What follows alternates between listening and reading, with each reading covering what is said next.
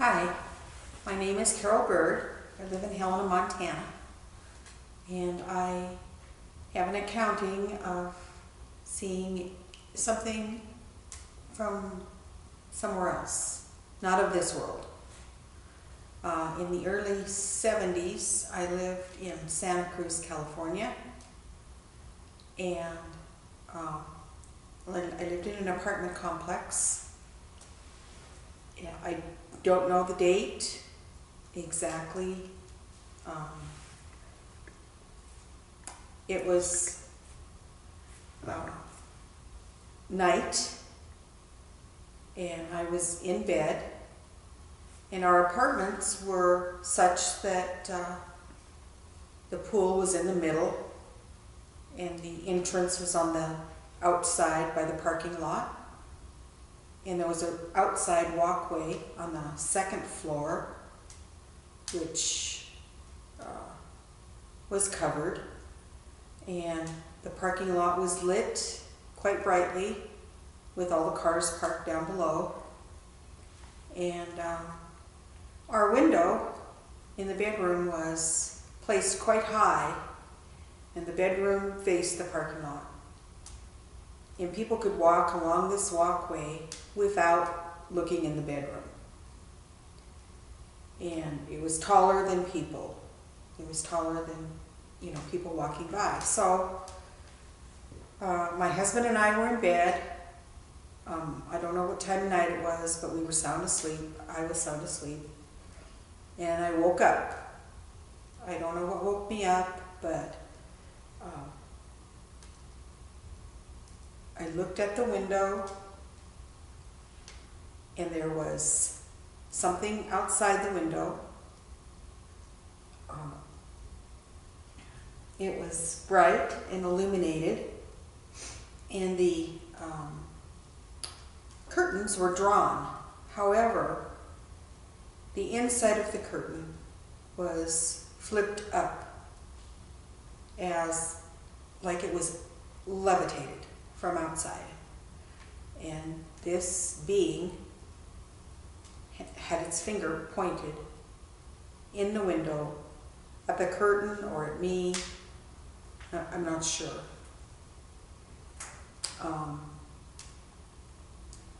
It was flesh colored, I would say, light colored, illuminated, as I said, and it had what we know now to be a common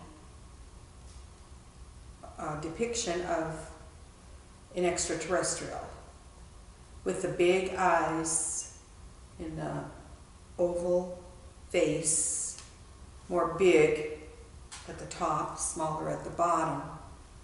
And the one thing that was really prominent to me was the finger was elongated and real bony-like. And, I was paralyzed, absolutely paralyzed. I don't know how long I looked at it. I don't know, I have any idea of time frame. But eventually I just shut my eyes, and laid there for I don't know how long. And then I opened my eyes, and the curtain was dropped down, and the being was gone, was no longer there. So I don't know how long I laid there, but I decided to get up. Meanwhile, my husband is laying in bed with me. I didn't wake him up. I didn't scream. I didn't say anything. Anyway, so I got up, went down the hall to the door which faced the parking lot, and I opened the door. And there was nothing out there, besides the cars and empty. But adjoining the parking lot was a small shopping center. And on the other side of that was the main street. And along the main street, on the opposite corner, was a service station. And I could hear transmissions like you would hear from a airplane or a cop car or something staticky. I could hear static and crackling. And I could also see a little light behind the service station. But I didn't see any vehicle or anything like that. But for some reason, I had it in my head that it was part of what I'd seen before. I mean, I've always related the two. So I went back to bed, still didn't wake up my husband, you know, talked about it. I've talked about it for years. I've told lots of people. A lot of people are disbelievers or, you know, think I might be crazy or whatever, but I, you know, to me, today, 40 years later, it's as vivid to me now as it was right then. It's never faded. I've never written it down. I've never, you know, ever told any authorities or anything like that. And this is the first time that I've come forward. And I never thought that it was anything other than something not of this earth. However, I've weighed all the pros, all the cons in my own mind. I had this little battle in my own mind.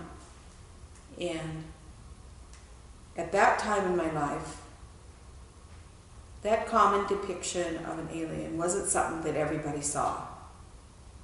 It wasn't in the movies. We didn't have all the sci-fi and all the sightings and all the descriptions. Or if we did, it wasn't something that I was acquainted with at all. So later, when I started seeing these depictions, it was like, oh, that's what I saw, you know?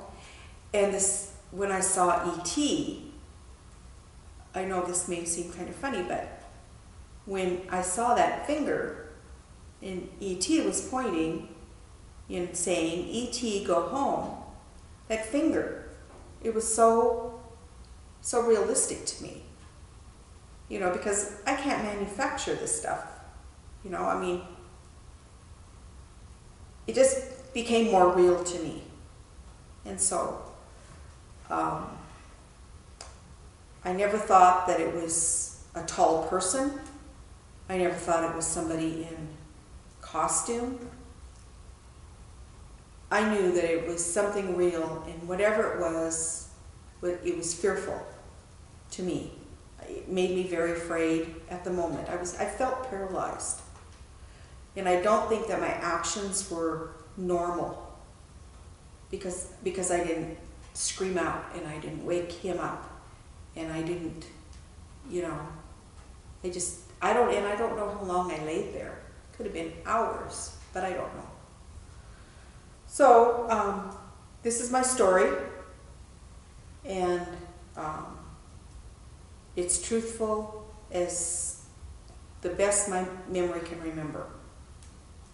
You know, but it's not hard to remember. I don't have to grasp for the facts because they're there every day. You know, it happened to me, and I'm sure it happens to a lot of other people. So, you have any questions, Richard, or? No, I don't think so. I think that you covered that event, that important event in your life, very, very well, and I don't have any real questions to ask. So, thank you, Carol, very much for coming to the Jesse A. Marcel Library and allowing me to videotape your eyewitness testimony of your encounter with an extraterrestrial being. from 40 years ago. And I hope other people will find the courage, as Carol has done this evening, to contact me at the Jesse A. Marcel Library in Helena, Montana, and send me your video of your own testimony, or if you are near Helena, please contact me and we will videotape your testimony here at the Jesse A. Marcel Library. So thank you very much, Carol. Thanks, Richard, for letting me tell my story. You Thanks. bet.